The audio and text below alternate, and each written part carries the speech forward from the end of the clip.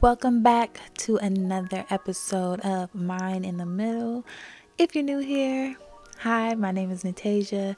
Thank you for clicking, tuning in, whatever you did to get here. Thank you. Today's episode is about building that self-confidence so that nobody can ever play with you, period. Okay, I'm just kidding. People still gonna play with you even when you have self-confidence, but the thing is when they do play with you, you're gonna remember that you're not to be played with. Okay, because you have that self-confidence is very essential to have in order to succeed, to achieve your goals. You have to believe that you can do it. You have to believe that you are the girl or the guy for the job. And that's not always easy. It's not always easy. Some people have that just natural, innate self-confidence about themselves. And some people are more, in their shell. They're more scared to step on any toes, or they care more about what people think. And that can sometimes keep them from blooming into all of their potential and who they are and who they want to be. You want to get a grip on the negative self-talk, okay? Put it in a chokehold, because negative self-talk, especially if it's something that's so like you don't even think about it, you just tell yourself, certain negative things, like you make a mistake and you're telling yourself you're stupid, or you're telling yourself you're a bad person. That stuff, it may seem small and it may seem like, oh, I'm just joking, I don't really think I'm stupid, I'm just saying it. You're saying it and you're programming your mind to believe that on a subconscious level. You may not really like, oh, I don't know what 2 + 2 is anymore because I'm stupid. No, you just, over time, you will not want to say what's on your mind or, put out your ideas because you feel like someone else is going to think you're stupid. That's how we subconsciously program ourselves to believe things that we're telling ourselves that's not true. One of my favorite things to tell myself is, it's okay. That's literally like I'm programmed to tell myself that. Even times where it's like, I'm just cringe. Like, how sometimes you just have those moments where I don't know if you like watch yourself or you hear yourself or you just remember something that you said to somebody and it was super awkward and you're just like, cringe. I get that all the time. And I always tell myself, it's okay. It's okay. It's okay. like it's gonna be okay. More than likely, that person that I said that to is not even thinking about it anymore. They're so caught. That's what I said in my last video. Everybody is selfish by nature, okay? You even thinking that someone is thinking about you is selfish, because a lot of times they're thinking about their self. Everybody's thinking about themselves. Everybody's in it for themselves, okay? And that doesn't necessarily mean it's bad. It doesn't mean that they're, trying to sabotage others for themselves. It's just our nature. We are the main character in our movie. And in order to keep the movie running, keep life going, it's a survival thing. We have to know what's going on with ourselves. So more than likely, ain't nobody thinking about you. But stop the negative talk. Like, just cut it out. Like, just stop. Like, it's not necessary. If you make a mistake, it's okay.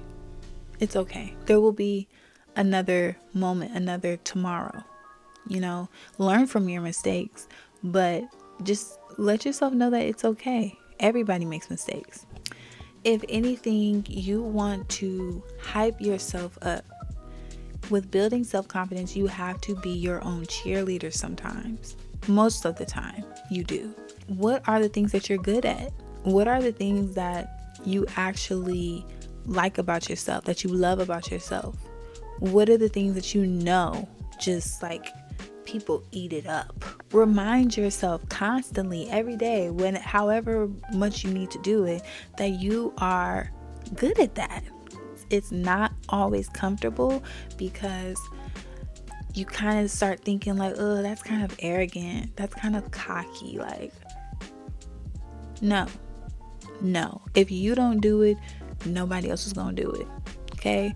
Some people will. Sometimes some people, I will say, like, even in my experience, there has been times where I felt like people could see me more than I was seeing myself. And we love those people. We love those moments. But you can't rely on that. You can't depend on that. You have to be your own cheerleader. You have to defend yourself in a good way. Like, I will bet my last dollar, my last dime on me. And once you do that, even in times where you fall short, you're able to extend that grace to yourself, because you have been coaching yourself to believe that you got it. You are it. You're her. You're him. Another way to help build your confidence is setting achievable goals. I believe when you start with little goals, it accumulates to the bigger goal. And when you are paying attention to the little goals that you're accomplishing, then, and you can pat yourself on the back, like, I'm glad I did that. Like, it's not done, but I did this part of it. It helps build your confidence. Like, okay, I'm getting it done. Another thing that helps build your self-confidence is stepping out of your comfort zone. And this is not easy, honey. It's not easy at all, because it's comfortable to be comfortable. Like, I be comfortable at home, okay? I be comfortable just chilling and in my zone. And sometimes to separate from that is very uncomfortable. But I will say that it does help you, just your overall mood. Like, even outside of self-confidence, it just makes you feel good about yourself. I guess that is like self-confidence. It makes you feel really good about yourself when you can do something that is completely out of your comfort zone. And it's crazy, because I remember all through like middle school, high school, and after high school, I did music and, performed. I was in choir classes, music classes, voice classes, all types of classes for music. And as much as I loved to sing and I loved to make music, performing was always like constricting. I don't know. And it's something that I even like to this day haven't really overcame. But I used to love to sing. So I just remember like when I first had to perform and just feeling like, oh my God, like you just feel like the world is over. Like if I mess up, if I hit the wrong note, if I fall, trip, like you just feel like the world is gonna come crumbling down. And I remember the relief that I felt after the performance and after it being successful, and after, my family cheering me on and telling me I did so good, and just feeling that. Even before that though, like when it was over, I just felt I did it. That is what happens when you get out of your comfort zone. Like at first it's going to be kind of like painful a little bit. Like that's how I would describe it. Like it's going to be a little painful. You're going to feel like you don't want to do it. You're going to try to convince yourself into not doing it. You're going to hope something happens to keep you from doing it. And then you do it, and then you're just like, I did it. Now you're like, okay, I did that. I can do that. Like, so get out of your comfort zone, sometimes. I admire people who live for the thrill. Okay, I admire daredevils and people who are just like, they love that adrenaline rush. They love like doing something that they wouldn't normally do, but they want to do it because they haven't did it and it's going to give them a rush. That's not me.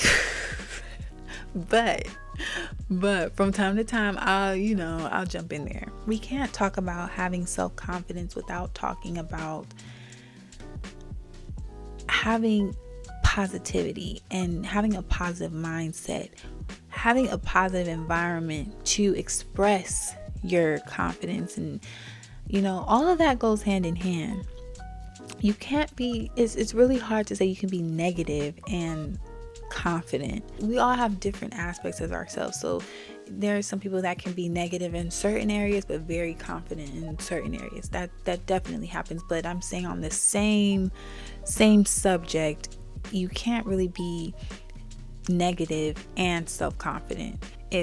For instance, if you hate cooking, you hate everything about cooking, more than likely you're not going to think you're the best cook. Okay, you're not even probably going to think you're a decent cook. You're going to feel like it's just all bad. So you have to have a positive mindset. You have to have a positive aspect about yourself. And you want to surround yourself with positive people. You want to have a positive environment. You want to have those people that are going to cheer you on. I said earlier, you want to be your own cheerleader, and that is true. But it is also important to have people cheering you around you as well. Like NBA players, football players, athletes in general, they not out there playing the game and nobody's out there cheering for them. They need the audience. They need to hear those screams and those cheers. That's what helps give them the confidence to go for that free throw or go for that. Ooh, y'all, I'm not about to make no type of sports references. I'm just not going to do it. But that's what helps build their confidence. That's what helps them feel like they can win the game, hearing people cheer them on. So make sure you have those people in your circle, in your life. And also be that for other people as well. Don't forget to just be kind to yourself. Have compassion for yourself. Have compassion for others. And, sometimes just tell yourself it's okay. It's going to be okay. You're doing good. Be that voice for yourself, and you will feel confident even when, you are out of your comfort zone or things are not going as planned or whatever. You can fall back on that. At least with yourself, you're okay. I hope this video was helpful and that you got some value out of it. Please don't forget to leave your comments, and also subscribe if you want to see more videos like this. And until then, live in love and live in light. See you on the next one. Bye.